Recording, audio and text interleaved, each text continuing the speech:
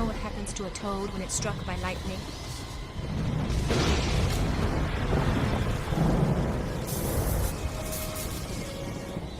It croaks.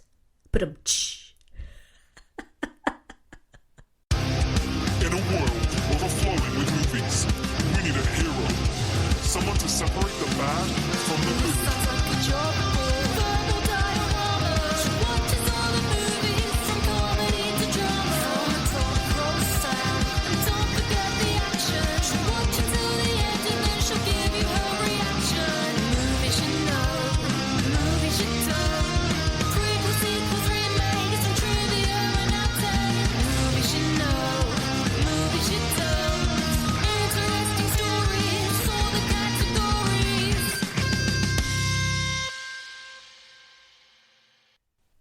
Hi everyone, I'm Em and welcome to Verbal Diorama episode 56, X-Men.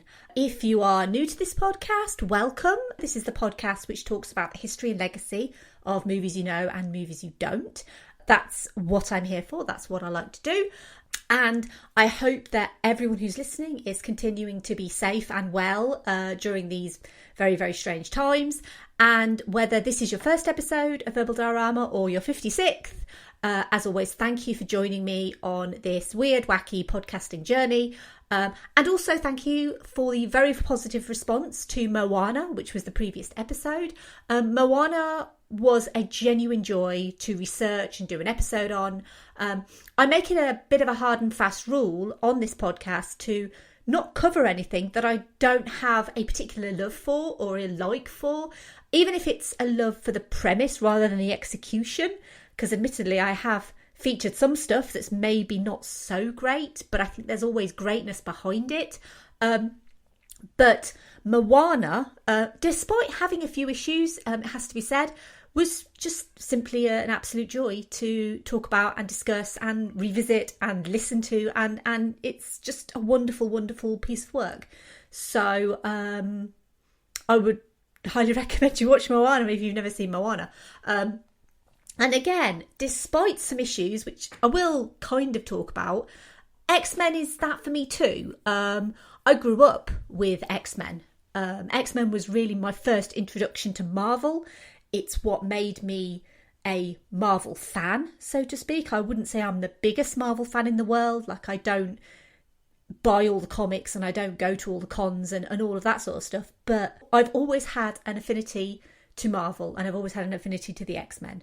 And the main reason for that, I guess, is because I've always felt a bit different. As a kid, I kind of felt at home with the X-Men.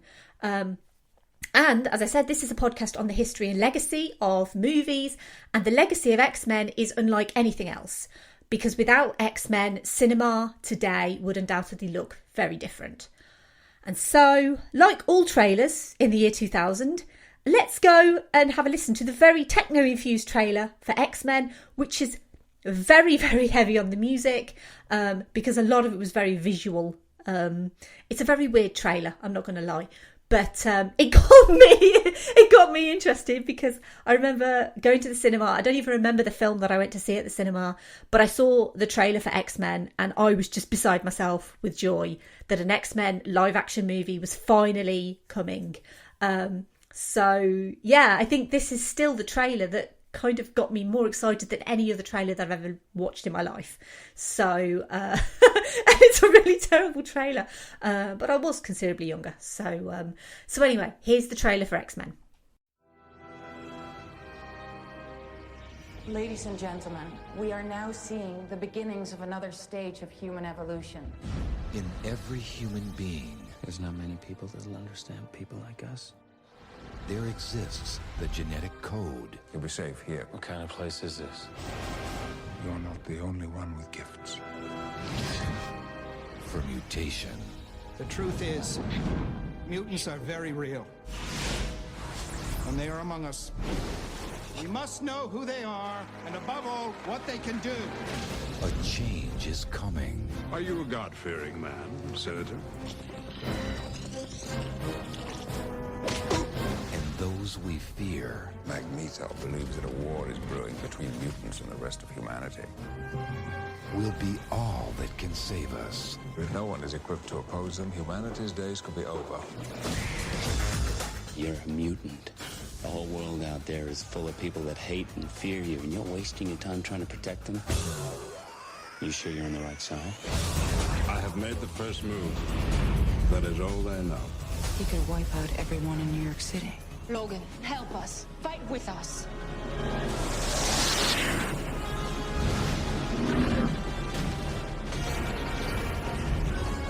I'll take care of you.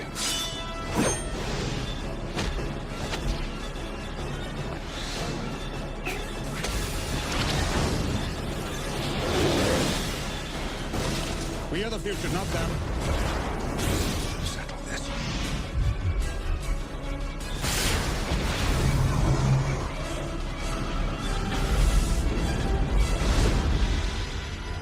We're not what you think. Not all of us. Born with extraordinary abilities in a world filled with fear, prejudice and intolerance, the next link in the chain of human evolution, mutants are facing a future in which they have to choose sides.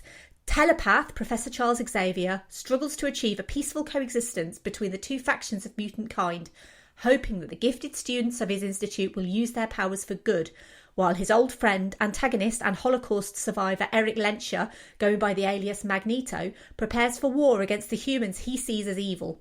Professor Xavier and his team of mutant heroes, including new recruit Logan, a self-healing adamantium skeletal cage fighter, find themselves caught in the middle of a violent confrontation, one that will either stop or usher in a new era in the history of Homo Superior, as Magneto plans to use an innocent teenage mutant to prove to humans that mutants are a threat. So, the cast for this movie, I feel like it's one of those movies where you don't really need to go through the cast because everyone kind of knows, but I'll go through them anyway. You have Patrick Stewart as Professor Charles Xavier, Hugh Jackman as Logan, aka Wolverine, Ian McKellen as Eric Lenscher, aka Magneto, Halle Berry as Aurora Monroe, aka Storm, Famke Janssen as Jean Grey, James Marsden as Scott Summers, aka Cyclops, Bruce Davison as Senator Robert Kelly, Rebecca Romaine Stamos as Raven Darkholme, aka Mystique, Ray Park as Mortimer Toynbee, aka Toad, Tyler Main as Victor Creed, aka Sabretooth, and Anna Paquin as Marie Dancanto, aka Rogue. The screenplay was credited to David Hayter and the story to Tom DeSanto and Bryan Singer, and it was directed by Bryan Singer. Let's just go through a brief history of X-Men. I don't really want to dwell too much on the history of X-Men, but obviously X-Men was created by the legendary Stan Lee and Jack Kirby. The characters first appeared in the X-Men #1 in September 1963. They are mutants. They are born with an X gene which manifests superhuman abilities during puberty. The X-Men are the good guys fighting for peace and equality between humans and mutants in a world where mutants are feared, hated and abused. The Brotherhood of Mutants is the opposing viewpoint, also a band of mutants, but who see humanity as a threat and that mutants are the superior beings, believing aggression and force are the only way to achieve equality. Stan Lee based the story of Professor Xavier and Magneto on real-life civil rights activists Martin Luther King Jr. and Malcolm X, both men attempting to achieve the same goal of civil rights for black people, but with opposing philosophies and ideologies. Martin Luther King believing in peaceful, non-violent coexistence, and Malcolm X in separatism and black nationalism. Despite having different points of view to the method, their goal was essentially the same, and they had the best interests of the black community at heart. Their polarised opinions and approaches were evident, but towards the end of their respective lives, each grew closer to the other's view. Malcolm X ended up being assassinated in 1965 by 3 black men, and Martin Luther King Jr. was assassinated in 1968 by a white man. While the X-Men were based on the civil rights movement, any marginalised person or community can find solace and understanding within the X-Men, and this speaks to its ongoing appeal. The founding members of the X-Men in the X-Men #1 were Angel, Beast, Cyclops, Iceman and Marvel Girl, aka Jean Grey, with Professor Charles Xavier at the helm, and the Brotherhood consisted of Magneto, Mastermind, Quicksilver, Scarlet Witch, who are both canonically the son and daughter of Magneto, and Toad. So the first experience that I had with the X-Men was the 1992 Fox animated series, which I used to run home from school to catch. It was the animated series which led me to hunt out X-Men comics. And when I was a kid in a small town in the Midlands, we didn't really have comic book shops. We had a newsagent that occasionally stocked X-Men comics, very rarely. But the Fox animated series, the lineup of Cyclops, Wolverine, Rogue, Storm, Beast, Gambit, Jubilee, Jean Grey, Professor X and Morph, who was created for the series, was always the team I wanted to see in a movie. And believe me, I dreamed of a movie. I even had a dream cast list written up when I was a kid, and I've been thinking about it, and to be honest, I don't remember most of my suggestions on my dream cast list, but I did really want Angela Bassett as Storm and Rene Russo as Jean.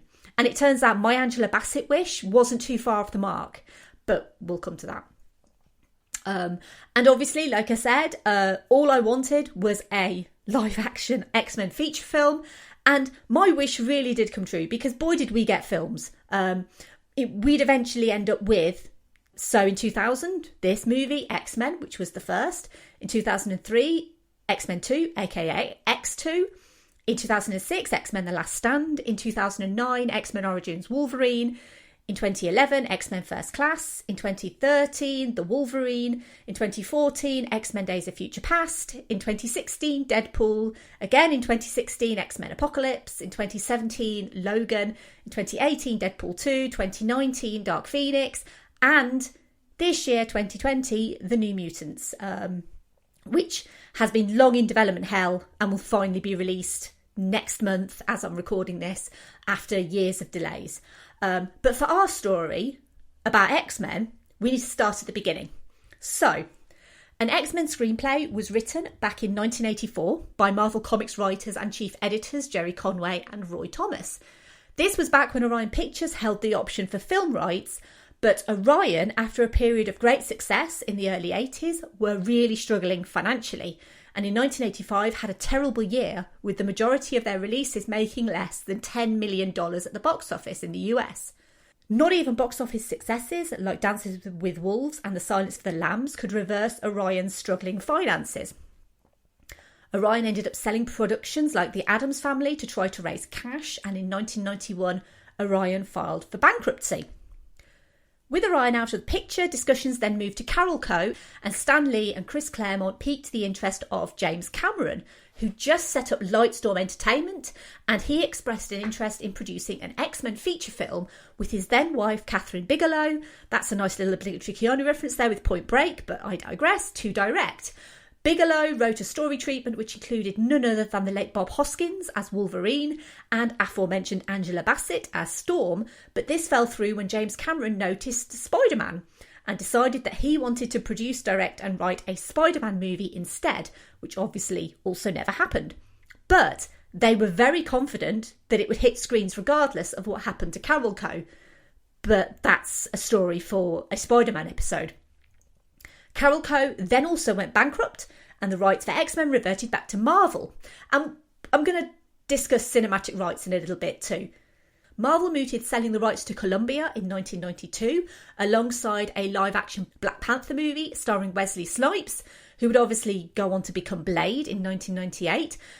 But LL Cool J was actually trying to get Blade made in 1992 for himself.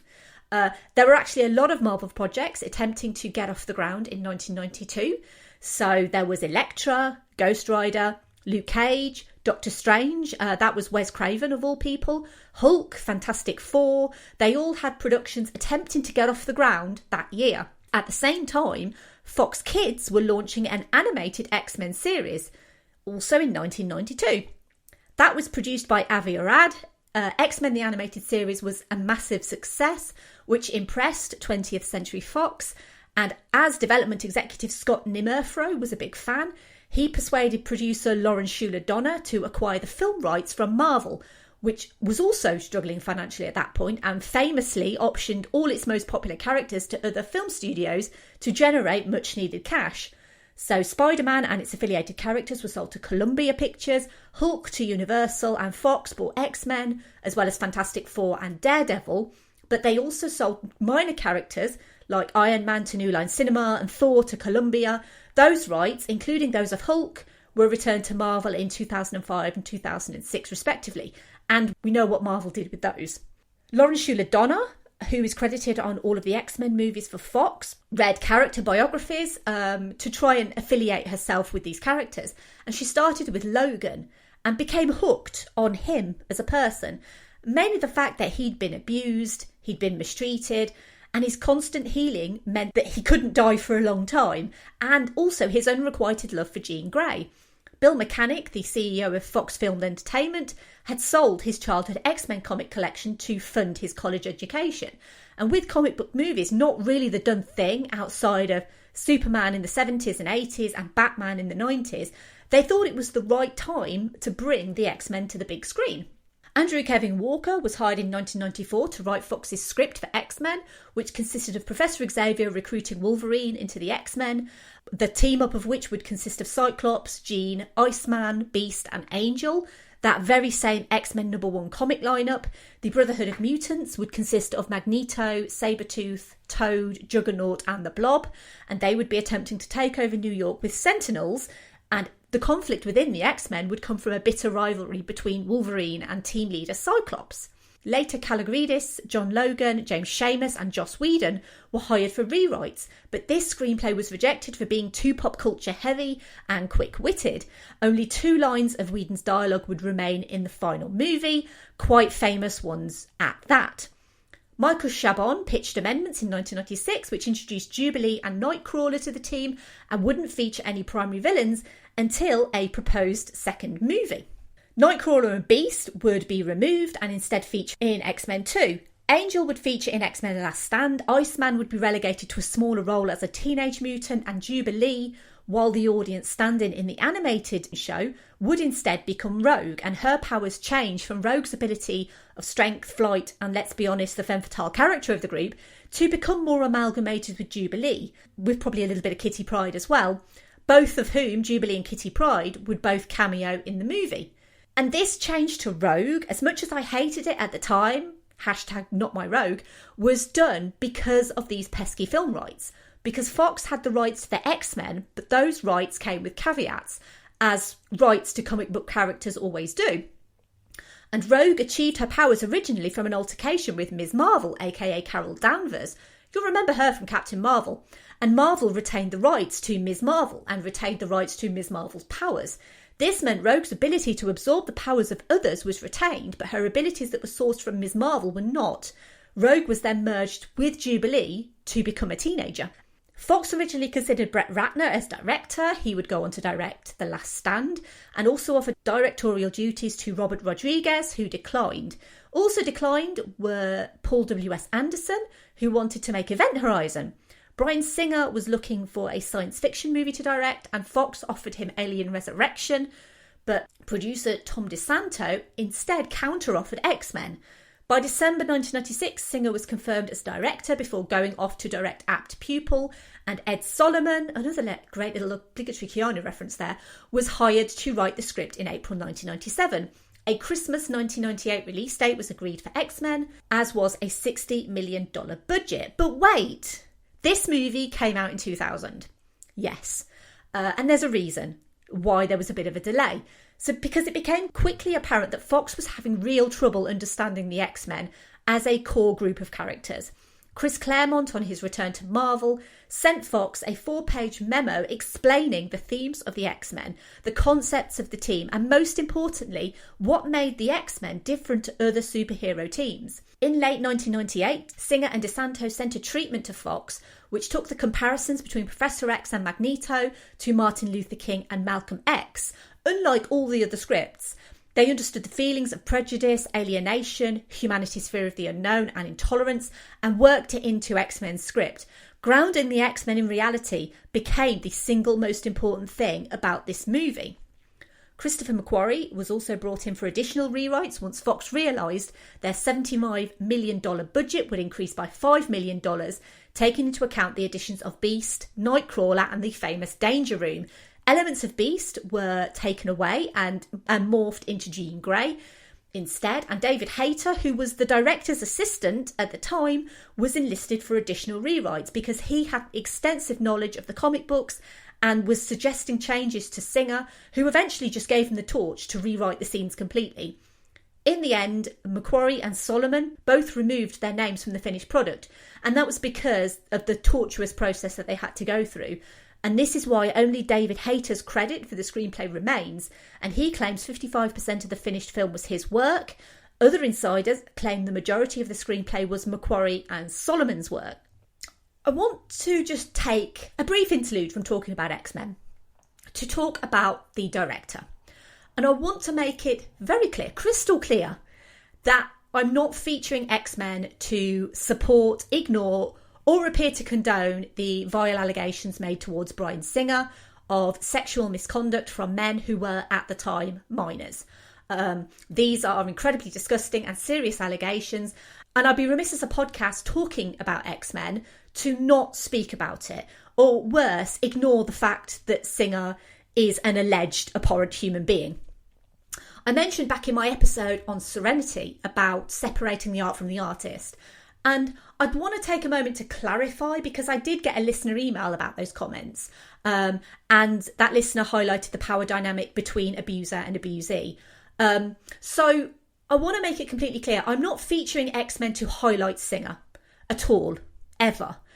I'm featuring X-Men for the 99% of perfectly decent, hard-working cast and crew who also worked to make X-Men what it is. When I mention separating the art from the artist, it's never in a way to condone or ignore the allegations surrounding someone like Bryan Singer, but to highlight the movie itself as the legacy-creating feature it was, and in many respects still is. I do feel, however, that there is a need to address the allegations in this episode.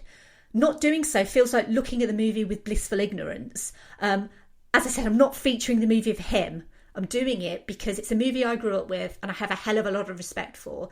I have zero respect for Bryan Singer as an individual. I have to mention him purely because he's the credited director. I'm actually trying not to mention him as much as I probably would.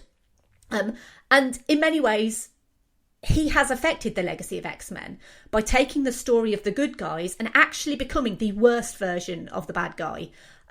X-Men's bad guys, specifically Magneto, have shades of grey and nuances. You can still understand Magneto's point of view. In that respect, he's never truly the bad guy, especially more so in later films in the franchise. And you can't say that about Bryan Singer. Reports of his drug use on the set of X-Men and the explosive tantrums and mood swings in, to be fair, not just X-Men, but other productions that I've read that he's been involved with. He just doesn't seem like a very nice person. And I wanted to make it very clear the reasons why I'm featuring X-Men and nothing to do with him. But similarly, I can't ignore that he was involved in this movie. It's just a shame that this movie and other movies that he's been involved with are now tarnished. Okay, back onto X-Men, because I don't want to dwell on that person anymore. Casting-wise, I think pretty much everyone knows that Hugh Jackman wasn't first choice for Wolverine, and that Russell Crowe turned the role down before recommending his friend Hugh Jackman. Hugh Jackman was performing in the West End in Oklahoma at the time. Musician Glenn Danzig was invited to audition but declined. Dougray Scott was cast as Wolverine but backed out after scheduling conflicts arose with Mission Impossible 2. Hugh Jackman auditioned without even knowing what a Wolverine was. He actually studied wolves in preparation because he thought it was a wolf. And he was cast 3 weeks into production, which is why his physique changes throughout the movie as he was continually working out during filming and is more buff in the scenes that were filmed later. Hugh Jackman actually shares a Guinness World Record with Patrick Stewart for having the longest career as a live-action superhero, which is just lovely. Other actors considered for Wolverine include Gary Sinise, Mel Gibson, Aaron Eckhart, Jean-Claude Van Damme, of all people, Viggo Mortensen, Edward Norton, as well as aforementioned Bob Hoskins, bless him. Jerry Ryan was considered for Mystique, which the role would ultimately go to model Rebecca Romaine Stamos, who, despite only having one line in the movie, seriously, makes an impression just with her physical performance and the fact that young men at the time were obsessed with the fact that she was practically naked. She wore 110 silicone prosthetics, protecting her modesty, and she spent 6 hours every day in makeup. She couldn't even eat some foods just in case it affected the stickiness of the prosthetics on her skin, and all of that just for one line of dialogue. So thank you, Rebecca Romaine Stamos, for doing what you did in this movie. That is dedication. Michael Jackson actively campaigned for the role of Professor X before Patrick Stewart was approached, and he admittedly knew nothing about the character. He's obviously had a long-time friendship with Ian McKellen for many years. Ian McKellen responded to the gay allegory of mutants, having at that time been out as a proud gay man for 10 years. And it was the relationship between Charles and Eric that became the linchpin for the franchise going forward. Ian McKellen was cast as Magneto after Christopher Lee and Terence Stamp were both rejected. I mentioned Angela Bassett. She was the one that I wanted for Storm when I was a kid, but when it came to casting, Angela Bassett was too expensive. Janet Jackson and Mariah Carey were also considered before Halle Berry took the role. Natalie Portman was cast as Rogue before dropping out. Drew Barrymore, Sarah Michelle Gellar, Jennifer Love Hewitt, Katie Holmes, Christina Ricci and Alicia Silverstone were all considered before Anna Paquin, who retains an "and" credit in the movie. And that's presumably because she is the second youngest Oscar winner in history. She is still the second youngest Oscar winner in history, but she also was at the time. She won an Oscar when she was 11 years old for The Piano, and she took the role of Rogue. Former Bond girl Famke Janssen beat out Maria Bello, Lucy Lawless, Renee O'Connor, Helen Hunt and Selma Blair for the role of Jean Grey, as well as Peter Wilson, who dropped out due to commitments to the TV show La Femme Nikita. Charlize Theron actually also turned down that role too. So, casting-wise for this movie, there was a lot of big names involved. But there was also a lot of kind of up-and-coming names as well. And having this cast of established fan favourites, for example, Patrick Stewart, he'd been the fan favourite for Professor X for years and years. I can't remember whether he was my fan favourite because I really can't remember. But the fans loved the fact that Patrick Stewart was involved, and also all of these new faces, because they wanted the production to appeal to not only the core fans, but also the wider general public. They didn't want to alienate anyone, as that goes against the very ethos of what X-Men actually stands for. In many places, because of this want to appeal to the fans and everyone else, the script really does feel very choppy in this movie and very exposition laden. It always feels very out of place. Professor Xavier is introducing Cyclops and Storm to Wolverine, and he says something like, "Oh, this is Scott, also known as Cyclops," and it's just not how people speak in real life. But essentially, the decision made in this movie was to focus the story on Wolverine and Rogue. They are two outsiders drawn together by their shared experience of being a mutant, and they are the eyes of the audience. Filming took place in Toronto and Ontario from September 1999 to March 2000.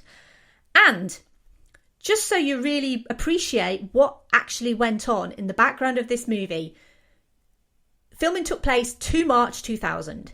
The film released in June 2000. So just stew on that for a little bit. Basically, the post-production schedule was just ridiculously hectic. The choice to not replicate the colourful costumes from the comic books was chosen to ground the movie more in reality, because black leather was kind of in, see The Matrix, and even Stan Lee and Chris Claremont agreed with the decision despite fan complaints. The line, "What would you prefer, yellow spandex?" was added late in production to quash these complaints and make light of the decision. The idea was not only reality-based, but aesthetically, mutants would want to blend into the background and use the clothing for protection. They never wanted to make a silly, ineffective pointless story. They wanted a dramatic action movie, and the costumes had to reflect that drama. It's worth noting that later movies in the series would retain the original costumes, because by that point, comic accurate was something the fans wanted. And in the year 2000, when comic book movies were not really commonplace, nowadays, comic book movies are everywhere. So authenticity is what the viewer wants nowadays. But back then, they just wanted to get bums on seats for X-Men. And the best way to do that was to try and make it as bland as possible, I guess. It was almost expected at the time that X-Men would be a very special effects driven movie, with computer generated effects becoming more mainstream in cinema. Singer visited the sets of Titanic and Star Wars Episode 1 The Phantom Menace to see how practical and digital effects could be blended, because filming for X-Men started without any digital effects company on board at all. And it wasn't until December 1999, so that was 7 months before release, that companies Digital Domain, Cinesight, Kleiser-Walzak Construction Company, Hammerhead Production and Matt World Digital, Core and Pop were all hired. The special effects work would go on to be shortlisted for an Academy Award nomination, but ultimately it never got nominated. Essentially, the decision was made to use as many practical effects as possible and to use the computer-generated effects sparingly. For Senator Kelly's transformation, every frame of his mutation into water took 39 hours of rendering time. Most of Wolverine's claws were real injection-moulded plastic blades, not the real metal blades that the production originally wanted, because health and safety people, and Jackman and his stunt doubles had hundreds of pairs of these plastic blades. And while some of the CG used in this film is a little dated and wonky now, as it would be for a 20-year-old film, the shot of Wolverine's blades coming through his knuckles slowly is still a really great shot. Obviously, as I said, X-Men came out in the year 2000, and the previous years had seen other comic book or superhero movies like The Rocketeer, The Crow, The Mask, Tim Burton's Batman movies, Joel Schumacher's more, shall we say, vibrant and silly Batman movies, Marvel's first step into movie making in Blade in 1998, as well as previous episode 23's Mystery Men, all came out to varying degrees of success, as well as lesser known attempts like Spawn, Darkman, The Phantom, The Shadow and Tank Girl. There was a real stigma associated with comic book movies, and X-Men differed from not only that real-world setting as opposed to somewhere made up, like Gotham or Metropolis, but from treating its characters like real people, or as real as they could do in a movie that's essentially the best part of an hour and 45 minutes long. The production team ultimately wanted characters that people could associate with and root for, rather than just see them as superpowered beings with no connection to the real world. Someone like Superman is a great character, but ultimately it's very hard to feel an association with Superman because he's Superman. But you don't get that with the X-Men. You feel a connection to how they feel, despite a lot of the characters in this movie getting quite short-shifted with regards to characterization and story. Because there's such a big team, it's very difficult to focus on quite a lot of the characters. The themes of ostracization and being different can be related to on many levels. You don't have to be a mutant to understand how it might feel to be a mutant. And while Joel Schumacher's Batman movies are hilariously funny, mostly for the wrong reasons, X-Men started its cinematic offering with the Holocaust and a young Eric Lenscher's separation from his parents at a concentration camp, outlining the very worst of humanity, while also humanising Eric and where his beliefs have come from. To go through the Holocaust, being persecuted for being Jewish, and then becoming a mutant and being persecuted for that as well, you can fully understand his hatred for humans. That doesn't mean you have to agree with his methods, but Eric has suffered more than most mutants, and this makes him a character you ultimately can empathise with, despite his honest attempt to kill Rogue to achieve the aim of making all of Ellis Island mutants. Without X-Men, we wouldn't have the cinema that we have. X-Men gave us a superhero team-up movie, but I can't ignore the fact that Blade came first in the Marvel canon. Whilst Blade is probably not as legacy or franchise creating as X-Men, Blade was synonymous with not only being the first Marvel superhero film, but also a black superhero film. Deeply rooted in the occult and vampire mythology, Blade himself, as a Dhampir, crossed the threshold between humanity and vampire, which cancelled out its comic book roots somewhat, as vampires have always been cinematically more interesting and long-standing than general comic book superheroes. Blade cost less to make, still turned a small profit, but despite Blade coming before X-Men, X-Men are more well-known, and without the success of X-Men and the selling of those cinematic rights, Marvel wouldn't have had its bit players to create the MCU, which obviously started with Iron Man in 2008. Right, it is time for a little feature that I like to do called the obligatory Keanu reference. And I've already kind of done an obligatory Keanu reference twice already, because it's very, very easy to link Keanu Reeves to this movie. So the obligatory Keanu reference is essentially me linking a movie to Keanu Reeves. Sometimes it's really tough, sometimes it's like X-Men and it's really easy, because one of the people that they originally wanted to play Wolverine was Keanu Reeves. I didn't mention him up at the top because I wanted to save it for the obligatory Keanu reference, but interestingly, although he was originally wanted back in 1999 when they were casting for Wolverine, fans are actually still wanting him to play Wolverine. Now that the rights for X-Men have transferred back to Marvel Studios since the acquisition of Fox, fans are actually saying, get Keanu as Wolverine. I would be 100% down with that, by the way. But interestingly, they also kind of want him as a bad guy. Obviously, he can't play both. But on the X-Men side, they're really keen on him to play Wolverine. And on the bad guy side, Mr. Sinister. Now, I remember Mr. Sinister from the animated show. And he was a very interesting villain, very complex. He's been teased a lot, actually. There have been at least one end credit sequence, and I can't remember which movie it was, where they teased Mr. Sinister. And obviously they never followed through with Mr. Sinister in the Fox X-Men franchise. But I think Keanu would be a very interesting Mr. Sinister. So I'm going to put it out there. Keanu for Mr. Sinister, please. Thank you. Thanks, bye. So the music for X-Men, it's not a very well-known score, to be perfectly honest. And the legendary John Williams was actually approached to score the movie, but scheduling conflicts forced him to turn it down.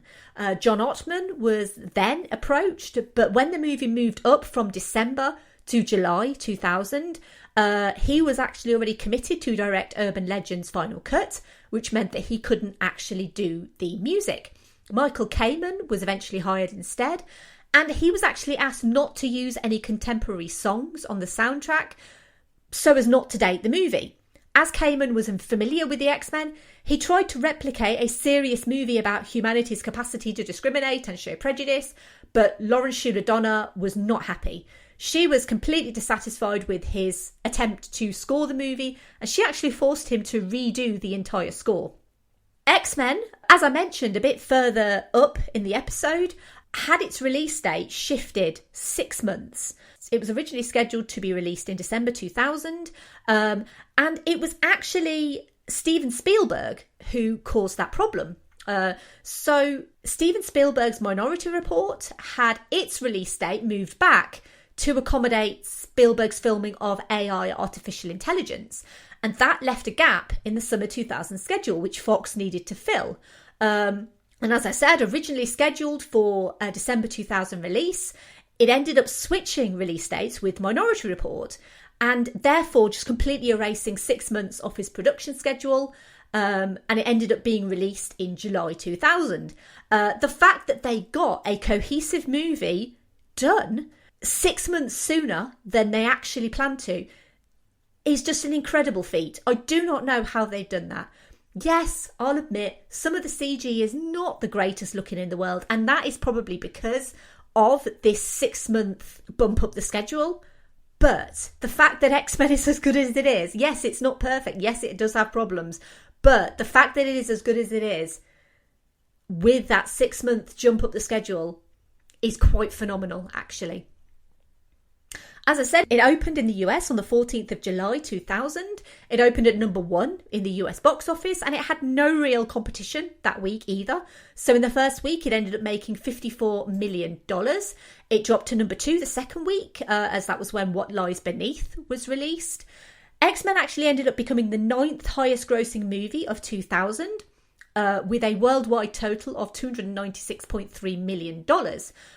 What Lies Beneath was actually just below it at number 10.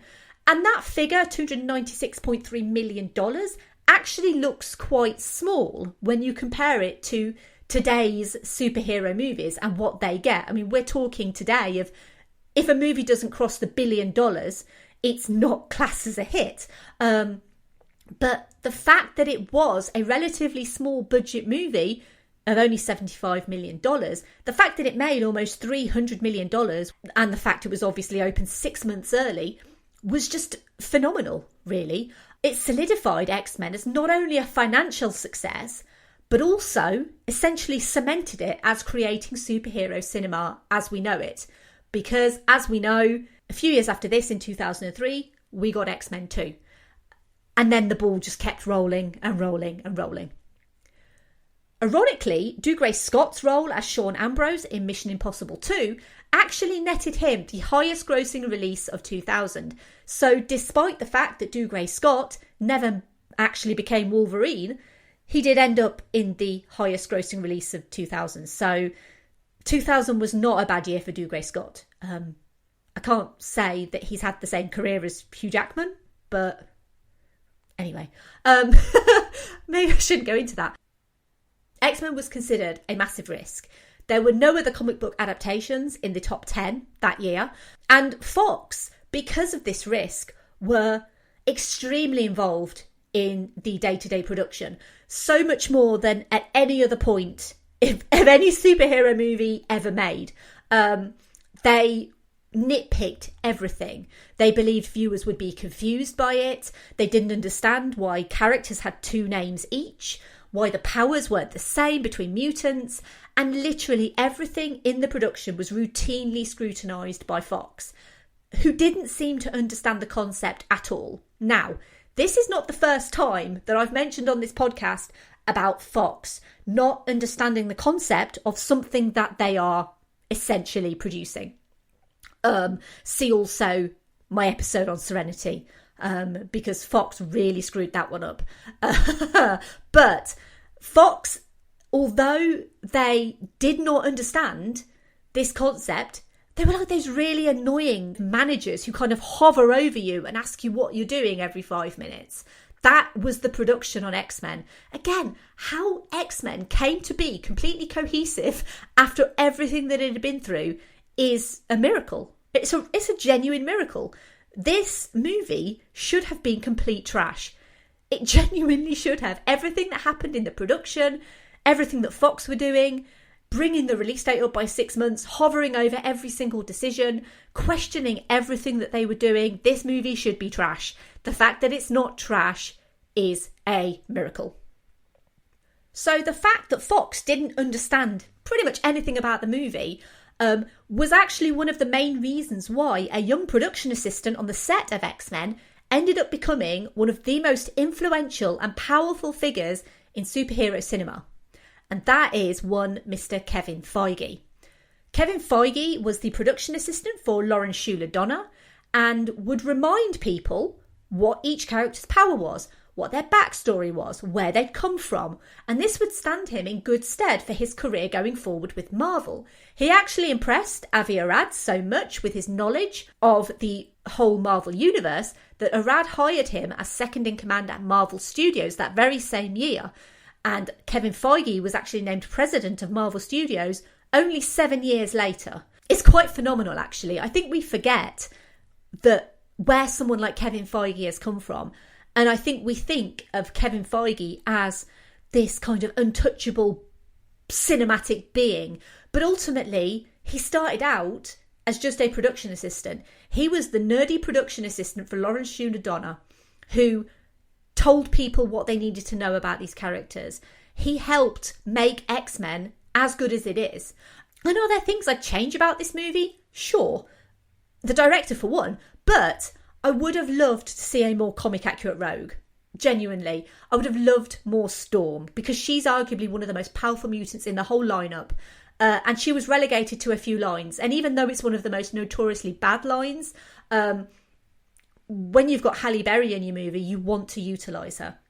I would have loved to have seen Gambit, and we've still not had a truly great on-screen Gambit. Although Taylor Kitsch did try, and Channing Tatum also tried to get Fox's Gambit movie out of development hell for years. I would love to see a proper Gambit. I would love to see a proper romance storyline between Rogue and Gambit, because they were always my favourite couple in the cartoon, because she was so much more powerful than he was, and he was just completely just adored her, and she was actually a bit more indifferent to him, but they just had a really kind of nice back and forth. It was a very matched relationship, and I would love to see that. And I hope that Kevin Feige is listening. Please give us a MCU X-Men movie with comic book accurate Rogue and Gambit together, please. That is what I would want to see. I want to see me some Raging Cajun. Anyway, back to X-Men. This is very much Wolverine's movie. And going back to things that I change, obviously Cyclops is relegated because of the fact it's Wolverine's movie. But to be honest, I'm not terribly upset about that, because Hugh Jackman really is everything great about this movie. His Wolverine might not be comic accurate, and that caused a lot of problems for the fans, the fact that he was essentially a foot taller than comic book Wolverine. But Hugh Jackman really gives this role everything. And I seriously doubt we'd still be talking about Wolverine in modern pop culture lexicon if Dougray Scott had played him. I'm really sorry, Dougray Scott, but it's true. The critics really liked X-Men. It wasn't universal praise. It retains an 81% fresh on Rotten Tomatoes. And overall, it got favourable reviews. The vast majority of people thought it was okay. And it is. You know, it's surpassed by a few sequels. It's not surpassed by all sequels, but it's surpassed by a few. And with hindsight, there are quite a few issues with it, but it's still so much fun to watch. Watching X-Men again it makes me want to genuinely, I'm not going to, but it genuinely makes me want to do an X-Men season and just kind of start, obviously, with X-Men. And I can't do it because I'm already scheduled in till March of next year now. But I really want to do just a bunch of X-Men movies, because revisiting these movies is a joy, genuinely, despite all of the things that I feel and all of the issues surrounding these productions now. It just makes me feel this affinity to X-Men all over again. And speaking of sequels, obviously X-Men 2, aka X2 or X-Men United, whatever you call it, that came in 2003, and it vastly improved in every regard. Genuinely, it's one of my favourite superhero movies ever. I am definitely planning to cover it. Obviously not next episode, unfortunately, but it's definitely going to be on my schedule. Only because I felt like I had to tackle X-Men before X-Men 2. I have to be honest, I don't generally care, because I've already done X-Men Dark Phoenix, and that was the last one that came out last year, and I've already done Logan. And that one came out in 2017. So I can't say that I'm, 100%, it has to start at the start and go to the end. But I really, really do want to talk about X-Men 2, because that opening scene of X-Men 2 is still, I think, one of the greatest opening scenes of all time. But anyway, I digress. Obviously, with the X-Men franchise, many other movies followed. Obviously, we had another sequel after X-Men 2.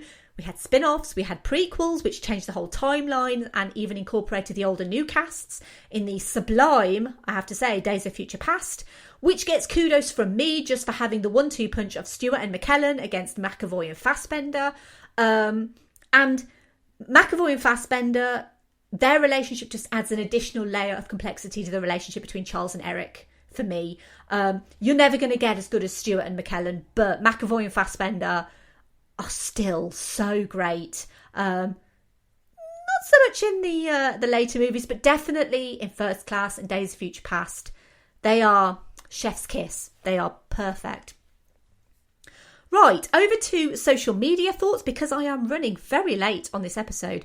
I knew this was going to be a big one, guys, but we'll go through social media thoughts. So, over to Twitter, at DerrickJones198. This is Derrick from The Midnight Myth, said, while not every aspect holds up, this movie helped define the comic book genre.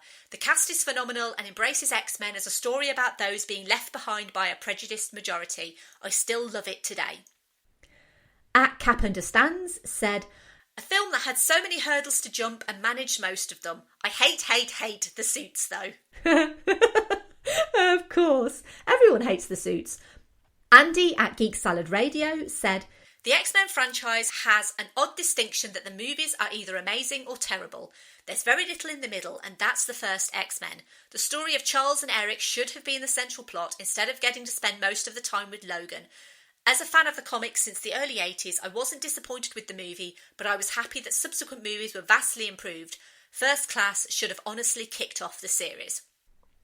At Movie Reviews In said, I was the hugest X-Men fan growing up, still got all my comics and cards, so when this was announced I was off the chain excited. It didn't quite meet my ridiculously high standards, but it took one hell of a run at them. 4 out of 5, a total game changer. I would absolutely agree with that, actually, because I was the hugest X-Men fan too. And it didn't meet my ridiculously high standards either, but it did take one hell of a run. So, yeah, I kind of agree with that completely. At Sean Geek Podcast said, X-Men was the follow-up movie after Blade made the world take notice of Marvel in film. And despite everything going against it, from studio meddling, budget cuts, release date changes, somehow this film scored the biggest home run for a Marvel property up to that point. Without X-Men, we would not have the MCU today. We should be proud we got this film for what it accomplished. This was when the skewed perspective of nerds and geeks and weirdos changed, and we could all come out of our closets and be proud of who we are. At StuntGoat75 said, watched it again a couple of weeks ago and it still holds up, mainly due to the great performances throughout the quality cast. The Toad lightning line is still really cringy though. At Beaver Does said, as a massive X-Men fan, I remember the major pull for me to watch was my nostalgia for the animated series and Sir Patrick Stewart as Professor Xavier. Also, I remember Ashmore from Animorphs too. I stayed for Jackman as Wolverine. At Dazzler Loves Movies said, as a fan of the comic, I was blown away that an X-Men movie was going to be made and that they were going to try to put so many characters in both on the heroes and villains side. I think this was a really commendable effort. At Black Girls Do Stuff said, I remember seeing this as a teen in my small town with my friends that enjoyed the animated series like me. It was a blast, and seeing mutants come to life on screen was amazing.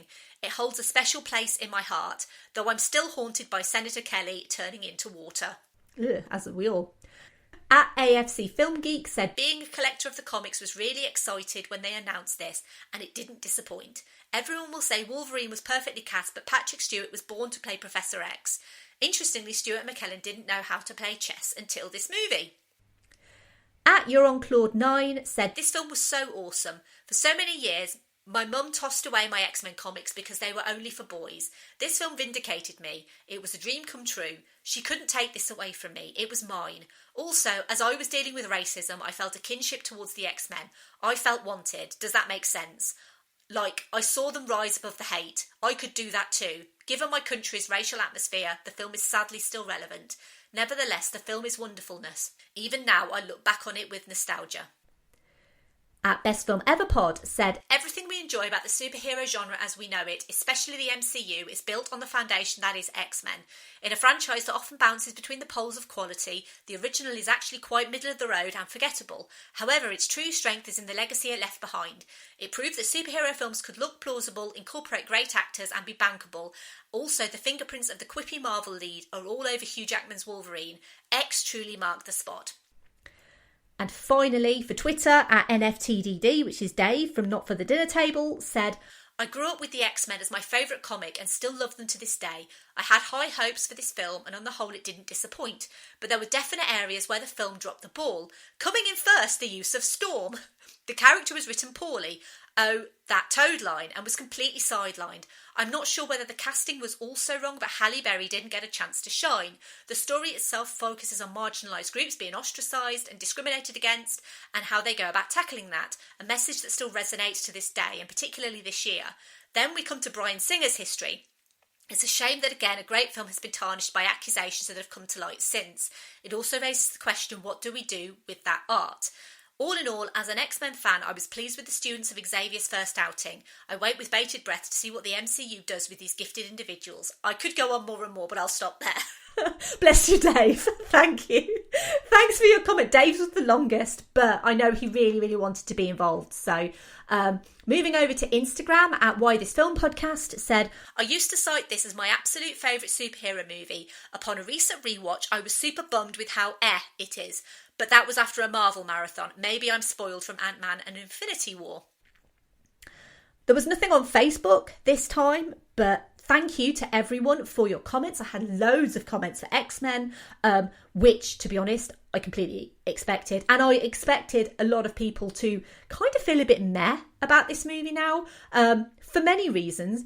Obviously, the obvious reason why people might feel a little bit less enthused about X-Men just generally as a series, but also the fact that we have had better since. Although this was the start, we've had better X-Men movies, directed by better people, arguably. And we've also had better superhero movies just in general. And not just Marvel. DC as well have dropped the ball a couple of times with their movies. But Wonder Woman was great. Birds of Prey was great. And obviously, the MCU really can do no wrong. So I think it's very difficult to look at a movie like X-Men nowadays. It's never going to be the greatest superhero movie ever made, because that's X-Men too. But I think Emily at Why This Film Podcast has summed it up. I think we are spoiled generally nowadays with these superhero movies. So revisiting X-Men does kind of feel a little bit meh. But knowing now what you know about X-Men, hopefully you can appreciate how brilliant this movie actually is. Professor Xavier says it himself. Mutation. It is the key to our evolution. It has enabled us to evolve from a single-celled organism into the dominant species on the planet. This process is slow, normally taking thousands and thousands of years. But every few hundred millennia, evolution leaps forward. X-Men mutated the evolution of cinema from a single movie to the dominant genre in cinema. The process was slow and had a few missteps along the way, but every few years or so, evolution leapt forward. For every The Last Stand, there was an X-Men 2. For every X-Men Origins Wolverine, there was a Deadpool. For every Apocalypse, there was a First Class. For every Dark Phoenix, there was a Days of Future Past. And without this movie, we would never have Logan, which, if you've listened to episode 19 of this podcast, you will know how much I value and treasure Logan and the contribution Logan made to superhero cinema in its own right. X-Men has its issues, behind the scenes and on screen, but without it, cinema would be so very different. And for that reason, the legacy of X-Men is something incredible, masterful, and unique. It's excellent, exemplary. What other words can I use that start with X? I don't know. But without this movie, young Kevin Feige would never have had the chance to shine. And without Kevin Feige, the MCU would not exist. So we have more to thank X-Men for than we realise. Thank you for listening. As always, I would love to hear your thoughts on X-Men. If you do like this episode or any episode I've put out, by the way, I would love it if you would take a moment to rate and review on Apple Podcasts. And thank you to those who have recently given me some really lovely 5-star ratings and reviews. It genuinely does give me a massive boost. And it is the best way to show that you love what I do. It's completely free. It literally takes 2 minutes. The other thing you could do is you could tell a friend or a family member that you listen to this podcast and recommend it. That would be awesome. As I have over 50 episodes, I'm no longer listing them all at the end because I used to, and it took me a long time. Instead, I'm going to try to recommend other similarly themed episodes that if you like this episode on X-Men, that you might also like. So, if you like this episode on X-Men, you might also like episode 11 on X-Men Dark Phoenix. That was with Chin Lin from the Bingeables podcast. episode 19 on Logan, episode 23 on Mystery Men with Andy from Geek Salad, episode 30 on The Incredibles. Although it's not a Marvel property, it is an excellent superhero team-up movie. Episode 32, Spider-Man Into the Spider-Verse, obviously because it's Spider-Man. And episode 38 and 39 were on Hellboy and Hellboy 2 The Golden Army, which were obviously comic book adaptations as well, directed by Guillermo del Toro, and really, really incredible. I would recommend any of those episodes, in all honesty. Obviously, as always, give me feedback on my recommendations. Do you think I got it right? Do you think I missed anything? Let me know. The next episode is special, and you're actually going to be getting it sooner than normal, because normally I release episodes on a Thursday, general release. Patrons get episodes a couple of days earlier on the Tuesday. But last year, on my birthday, I put out a special episode on the Iron Giant. And this year I wanted to do the same. And I wanted something similarly big, because it's my birthday. And there's nothing bigger in size, scale, pop culture, or just the general zeitgeist than a movie 65 million years in the making. So on Monday, the 31st of August, the Verbal Diorama Laboratory will be creating and releasing Jurassic Park. Let's only hope the episode doesn't escape. Actually, no, I do want it to escape. That's the point. Anyway, you can find any of my other 55 episodes in your podcast app of choice to stream or download. You can follow me, if you want to, on Twitter, Facebook, Instagram and Letterboxd at Verbal Diorama. If you wish to support the show financially, you can do so on Patreon at patreon.com/verbaldiorama from $2 a month. And you get access to some fab perks. As I said, you get early release episodes, apart from Jurassic Park, which patrons don't get early. And also the next episode after Jurassic Park, because that's coming out on the Thursday.